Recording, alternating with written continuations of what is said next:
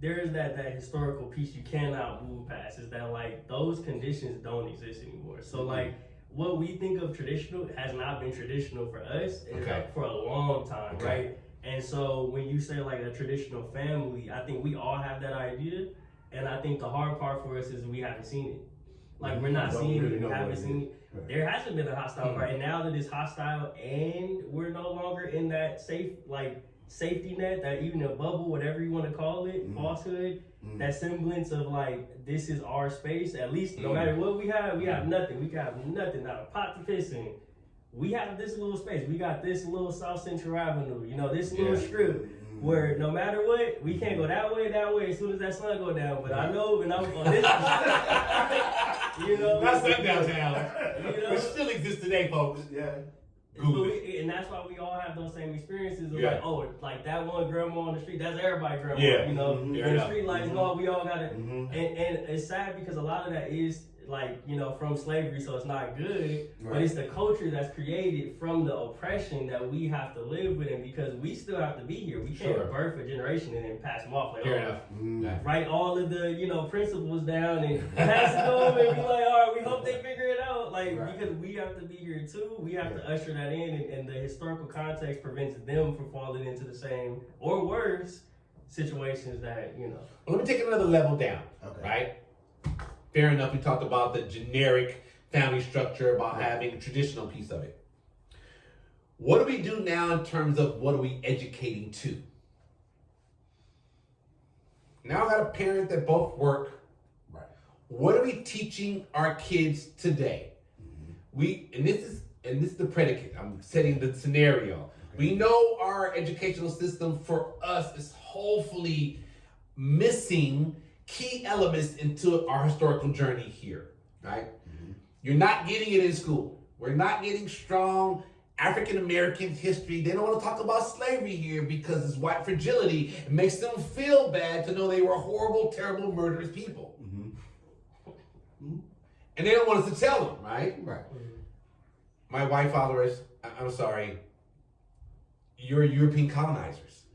You colonized America and you came from Europe. That's the way it is. I mean, it's hard to argue. Nothing personal. Nothing personal, right?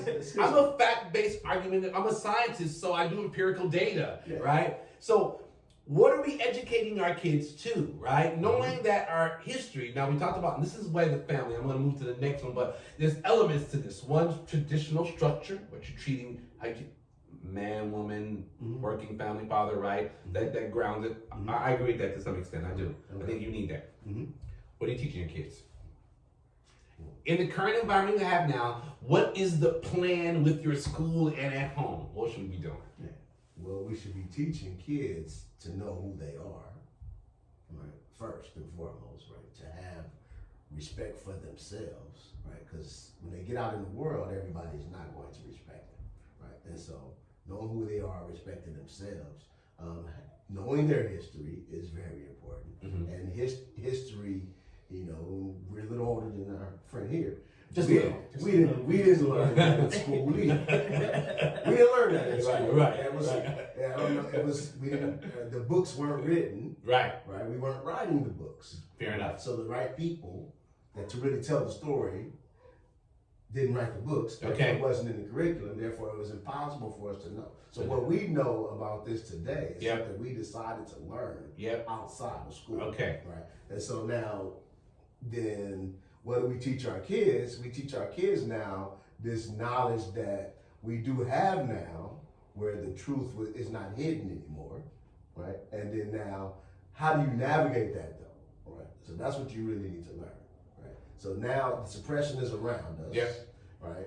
We walk through it thinking that we never overtly saw racism because we grew up in Los Angeles. We weren't in Mississippi. Calling us nigga when we were We will beat your ass. We ain't our ancestors. But it also taught us to not really recognize racism either. Right? It's kind of better when it's right in your face. Right? So now overt. It's supposed to be now comfort, right? I know where you stand. Now, We're walking into the realms that we walked in college where it wasn't overt. it could be hidden, right? It could be institutionalized and you not see it, right? And so what's important to teach the kids now is that there is overt racism, there is hidden racism, there is systemic racism. Okay. You need to understand that all these things exist, and then now teach them how to navigate it. I agree. I think that adding to that point, I think that I'm gonna say something controversial now. I think that there hasn't really been a black education system. I think that it's never existed. Like most of us sitting here, I'm pretty sure you can agree. We got educated on our blackness as adults.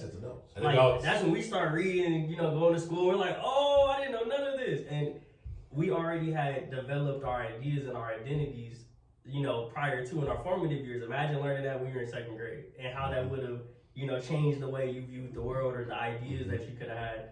I think that it's not a coincidence that black people make up the largest percentage of people incarcerated in foster care and homeless out on the streets.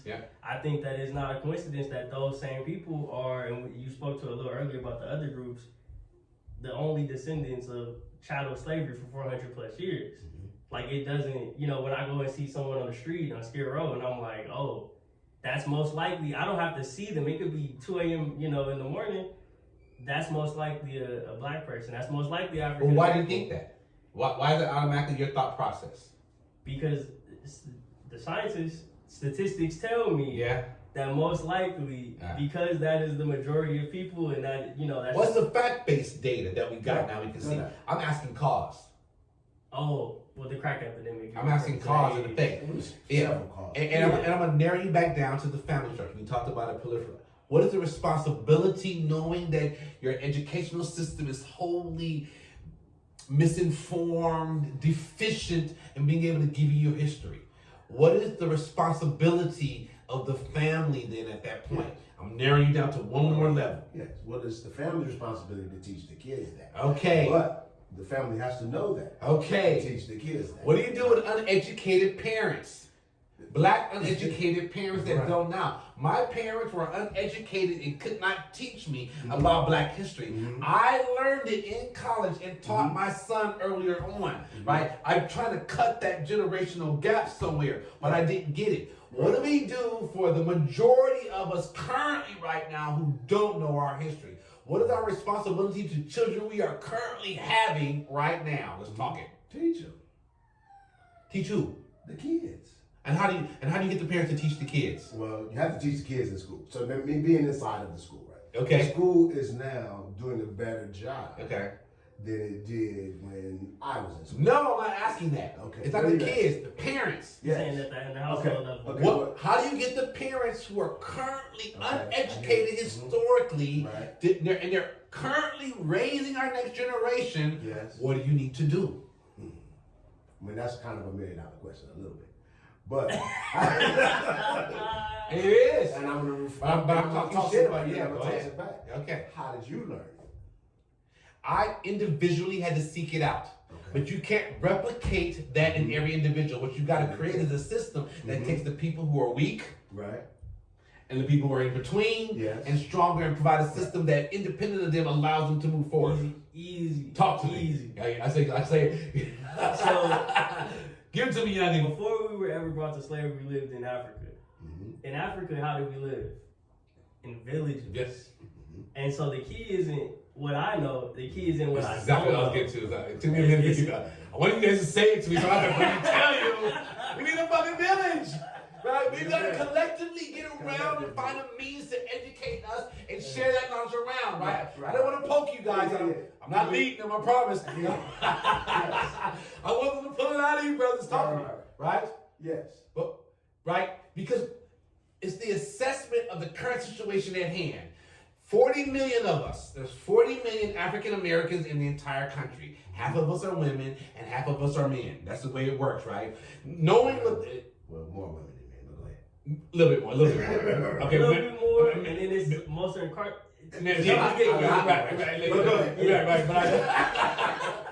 Y'all digressing. Our brothers. But my point being is that we have to create a system for the current situation. How do we educate parents before? So your generation coming up, and I don't know. What do you? I'm not trying to say. What do you feel about your generation coming up? Yeah, educated. Yeah, I'm in a weird position. Yeah, historically educated. I'm talking about the onesie twosies. You're a unicorn. You're an anomaly. You're an anomaly. You're a unicorn. Are the majority of your people, your peers in Gen Millennium? I'm on the cusp. Okay. I'm year one Gen Z. But all my older peers. I'm about to talk some shit right now. All the people I grew up with. I'm about to get hostile.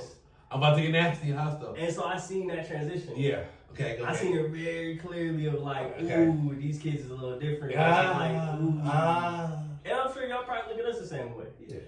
Well, I don't know. I love the evolving piece. It keeps me young and connected. What I'm horribly scared of is that there's a pocket of history that we don't know, and you need that to ground you to piecemeal what's happening today or to figure out, right? Because you have no base, otherwise you just led astray. Yeah, some people still think slavery was a good thing or it didn't happen, right? I mean, I don't think anybody thinks it did. Bro, are you serious? Well, I don't know. I don't follow all of that. Well, there's half of our country with documents. Half of our country can't read above a 6th grade level. They're not teaching them shit. There are a lot of people here that don't think slavery and think, why are we talking about slavery? That was 450 years ago. Because generationally, then politically, socially, economically, it's embedded itself into our system. So now it's systemic racism that's now no longer as overt as it was. It's hidden in there, right? Who owns most of the money in our country? Who owns it? Well, we're not talking race, right? Well, you can be specific. I mean, I can tell you. Yeah, go ahead. Go ahead. What race? Well, then whites then are comprised of Jews, Germans, right? French, right? The colonizers. The colonizers. Oh, you're talking shit now. And it's facts. You got them as facts, right? Right. Those who colonized the country, right? The money is a trickle down. Right. It's Absolutely. So the money made from the plantation. And I don't want to get too far, folks. We're still talking about family as part of the unity, right? So I'm saying that one, you said initially that you need the traditional holistic family, mother, father, right? Yes. I agree with that, grounded in some sense. Yeah. Educationally, right? Yeah. The truth is currently right now, our educational system is wholly deficient in educating us about our history because the colonizers, you guys are fragile. You feel because of the horrific shit you've done to us and the rest of the people have led you down this road of feeling like you don't want to talk about the truth. But part of the truth is that you were murdering, raping, and killing the majority of the slaves you brought over, hence we are. So that's the fact, right? Fact. Right. So in knowing that, right, they don't want to teach that. I believe we haven't done our job as parents to create a foundation to teach our kids our history. That's the first thing, historically. So politically, talk to me politically. There were black Republicans. What do you guys know about black Republicans? Because this is what the mismatch is today, right? You know what I didn't know about? Go ahead. Let me not say all that. All I'm saying is I will get your ass in trouble. On my podcast, you trying to be race neutral here? We're not doing this. This is our colorism unfiltered. We're talking about everything, y'all. Let's go. In LA, there's a saying, keep it neutral. You know, keep it neutral. Keep it yes. But essentially, no, there's a high profile rapper from a certain part of New York with a certain story. And is now a very successful businessman. Got a little bit of trouble recently, but you know, a lot of stuff. And so he has a song with another rapper that he actually had beef with called Black Republicans that went completely unnoticed. Now you can look it up. I ain't saying no names and put, you know. I know exactly what it is. But essentially, if you listen to the song, he breaks down a lot of those sentiments because when you look at Black Republicans, it's not necessarily that people are Republican. Well, there's a lot of layers. There's always, I have a coworker that's always like layers, right? There's a lot of layers and stuff. Sure. But specifically, he speaks to a section of capitalism that only a certain segment of Black people have achieved. And then there's another segment of Black people who want to not only achieve that, they see that these institutions, you know, whether it's the Democrats or whatever, right, that exist in between as a barrier due to information, misinformation, some semblance of both, right? And so when you listen to that song, it really paints that picture of like, wow, this is how people think. And not only how people think, people who've never heard this song, who feel the same way, who aren't nearly in the tax bracket as this individual, still see themselves every day as being one step closer to a billionaire, and yet not 2 steps removed from being on the streets. You do know that the Republicans of that era are not the same Republicans of this era. Right. We do know that, right?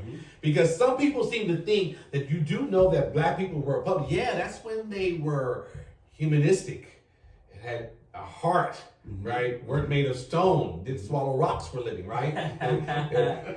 The Republican Party today, right, are Neanderthals that have emerged from the Great Northwest. Right? And they have no care or faction about how to deal with us today. So politically, this is where the political piece comes in. We are uneducated about our political transition, right? Because this is where I want to talk about when we're doing really well. So this is Candace Owens. I'm calling you out.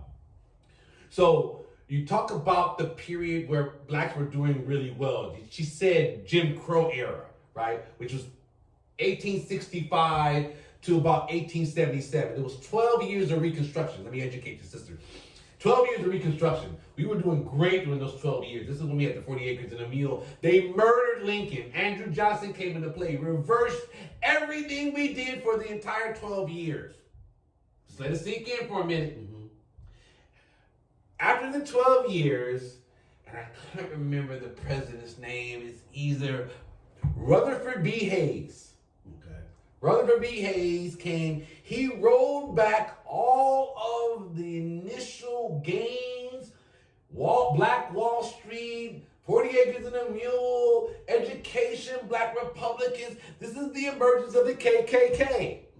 Around 1877, right after Reconstruction, right? This rolled back all our gains, right? They say, this is the truth, there's a reason for me hollering, because that leads to 1965.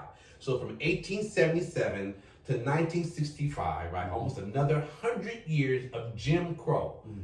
Vagrancy laws, you couldn't vote, segregation, KKK formed. All these things emerged in the South to hold us back from the gains. This is Candace, when you talk about African Americans doing well for 12 years does not make a trend. Because over 450 years, generationally, has completely fucked the black family up. Right? Mass incarceration is not because we were committing so many crimes. You couldn't be on the streets without a job. You were sent to jail that then sent you back to the plantation you were freed from. Let it sink in. Don't fucking tell me about we were doing great at some period of time. I'm just trying to say that. This is why I say history, brothers. We gotta teach our kids this. So when someone comes and brings this fucking ignorance, right, and says we were doing great, her knowledge doesn't go past 1965 because she feels that during that time when they passed the Civil Rights Act and welfare. Newsflash. More white women are on welfare than any black women were ever. More white women were on welfare today than any black women were ever. Not welfare. Google it and get back to me. I'm just saying. Family structure. Our responsibility, I believe, is that we've got to create educational systems for the adults that are raising our next generation that do not know our history. They're never going to close that gap. You're never going to just be able to teach their kids without partnering with the families. I was trying to get to it without saying it, but I talked too much. Go ahead. I wanted to say that if the parents don't partner with the schools, all black families, none of the schools across the country are going to teach your kids about African American history, about slavery. They're not going to teach you. So you now need to supplement your child's education with your school. There's no other way to do it. And if we're not doing that, you're going to keep raising generations of ignorant African American kids that don't know their history. Go on, brother. So the biggest issue that I found out last year that was crazy is that, and I can speak to this because in my weird place in generations, Zillennial. Long unicorn. Yeah. I was a part of the generation that was like, oh, you guys are gonna ruin everything, right? Like my girl. Oh, we were gonna ruin everything. No, we were. Oh, you're gonna ruin everything. everything. Was like, oh, you guys are gonna ruin everything. You're the worst thing ever happened, right? You guys are gonna be uncontrollable. Like, just that's all we were ever told. We were also told on the other side of that was, you guys are the future. You guys gotta really lock in. You guys have an important election coming up, and so much happening. Mm-hmm. And then around about 2015, 2016, we did have an election, right? Mm-hmm. And in that election, that was my first election. Mm-hmm. It was like, my first presidential election. Right, okay. But in that election, it happens, and it doesn't happen the way that I think most of us in my generation at least wanted. Yeah. And what you saw was this push to like now 2020, and now you see the younger half of the generation, like, oh, you guys are the future. You guys had this important vote, right? And so much of what we were criticized for was actually happened to be them, right? I see kids swallowing Tide Pods and doing all kind of crazy stuff on the internet, right? And I'm like, wow. Well, in the same light, what those kids grew up hearing about, like how they were gonna be, they're playing video games, it's gonna cause them to have these violent interactions with the world. That's actually gonna be this next generation, right? That are watching YouTube. And I probably shouldn't say this on YouTube, but my son's in there right now doing it. They're completely locked in. I told him to unplug from the Matrix today. I was like, take unplug, bro. Unplug. Come down from the Matrix. And he was like, Dad, I'm locked in. I gotta get this glove. I'm playing slap battle. What about your science project? Fuck science. When we stopped educating, because what I found out a year ago was that most kids aren't going to school anymore. Like, they're just completely, since the pandemic, they just checked out. And they're not going to school. Their parents the pandemic just fucked some shit up, though. Okay. There's no truancy anymore to the level that it once was. Yep. So kids just aren't going to school. But why not? This is concerning to me. This is why I asked about the family. I'm still stuck on this. This is our first topic. Mm-hmm. Because, God damn it, we have to recognize where we are. Mm-hmm. Inefficient. Our current educational system is completely inefficient. If we are wishing that our teachers are going to teach our kids, you are the fucking problem. Mm. You need to let the teachers stop teaching kids. Okay, but hold on. Okay, I'm in the school. I'm in the school and I'm not going to give my school on the podcast. Right? Okay. My school is an anomaly. It is a unicorn. Yes, it is. Yeah. Right. Where these things you talk about is not happening, is happening. Yeah. I see it every day. Because you're driving that though. Yes, but it also existed prior to me getting there. Right. My school has you're on another level right now. My school has a historical significance connected to all of it. It does. Right. It does. So there's a different mindset. So to make generalizations about school, he offended. He's like, don't talk shit about school. And then anything you say is not encompassing all. It's not, right? You're to be an anomaly, though. But I'm talking about consistently across the board, though. So don't take it personal, brother. But we are doing jabs at the educational system itself. That's not all the way true. But you don't set the curriculum. You still have control. You enforce it. Yes, but the teachers still have. So the state sets standards. Yes. Right. And who votes on the state standards? How does that? There's a whole lot of there's a whole bureaucracy. There's a whole lot of pieces to that. Yeah. Still, when that teacher gets into that classroom, they have the freedom. In my school, they have the freedom to bring in the curriculum to help address. Yeah, in your school though. I don't want to talk about anomaly, brother. Okay, well, I'm saying that was going to change the narrative. Like we've had our people had this conversation for a while. Go ahead, brother. So, but I got to my point is, we're in the family piece yet. We're going to get to the next one. But this is important. Go ahead. In the pandemic, the teachers stopped teaching. Kids stopped learning, and you know what started teaching the kids? And not at every school. Yeah, YouTube, yeah. YouTube, the iPad. They're on the internet. They're on TikTok. YouTube. I'm not gonna lie. I YouTube everything. You can learn what you want. But it's disjointed and you miss social cues. You don't know how to characteristically have a dialogue because I learned it, but I cannot share this. I cannot implement this, all right? So you are walking around full of shit you can't dump. Unless you're forced to dump it. Right? Well, you keep putting more shit in, right? I guess shit in, shit out. But there are ways to force them to dump. Oh, yeah. Get rid of the device. But. And have your kids crash out. No. Okay, I'm not go to one movement that's really helping this social dynamic in schools is cell phone bans. Okay. And so now, in said school, students are not allowed to use their device. Fair enough. Their device is locked up. They're forced to socially interact. Which is how it used to be back in the day. Right? They're forced to socially, which is the area we grew up in. So now you have to communicate, right? But back to that family structure. Yes, because this is what I really want to get. Because I think the schools are.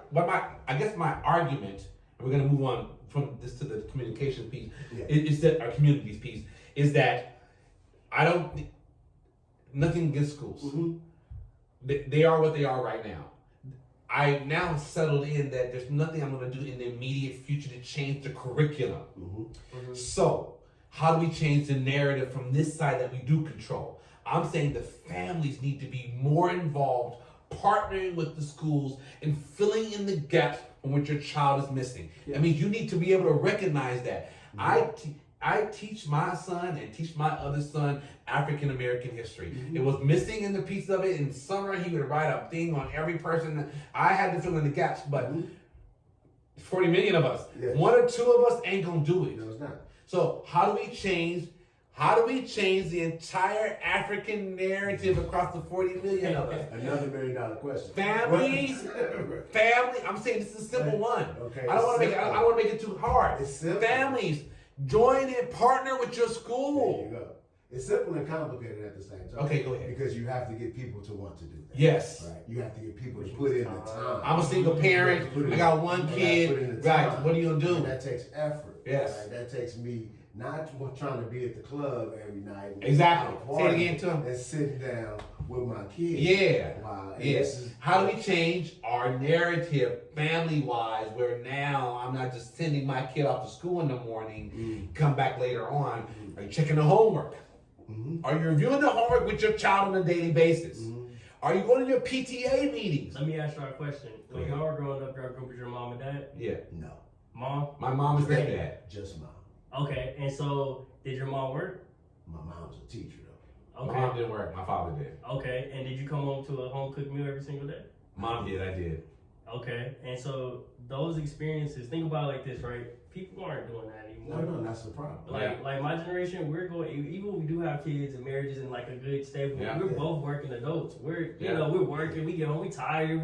It's just too easy to be like, cut the TV on, get stimulated elsewhere and get it elsewhere. And I gotta focus on me just to even keep the roof on the house. Fair enough. And that existed then too, but it's more pressure now because we're feeling this systemic oppression after 50 years, right? Mm-hmm. We're feeling it now as young adults, as parents, as, people, graduating to those different phases of life.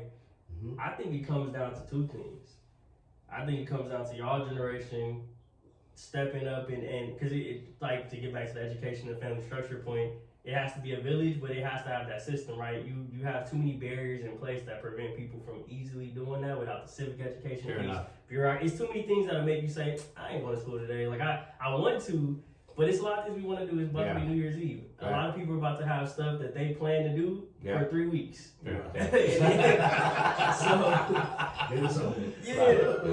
y'all generation. It's intrinsic motivation. Yeah, coming back and providing the historical context, the only way you guys know how, and it's our generation providing what's like, it's about to be Black History Month, Black Futures Month, right? Like going back, it's so much, there's a lack of like a general amazement with like the future in our youth, right? In our Black youth. I remember being young and I was like, I wanted to get older, but I didn't necessarily want to, I didn't know what I was looking for as a Black boy becoming a Black man. You know what I mean? Like I didn't know what I was looking forward to other than the traditional setup that wasn't set up for me. Mm-hmm. So it's like, I think from that piece, if you look at your son, right? Yeah. And you have a kid? I do. 2 boys. 2. And if you ask them who's their favorite superhero, right? Yeah. You think it's gonna be the same answer as both of yours? Absolutely not. Because they have Black Panther. They had that vision of a different alternative future. to look forward to. And even though that's we're not gonna get into all of that. Right. I don't want no lawsuits from no big companies. But it just speaks to like you need that context, and you also need that forward thinking of like, oh, you can go do this, and you can think this way. You can think outside this box, because with the context, it starts to become a lot more close to reality. Fair enough. All right, let's move to communications. But folks, we need a refill. We'll be back.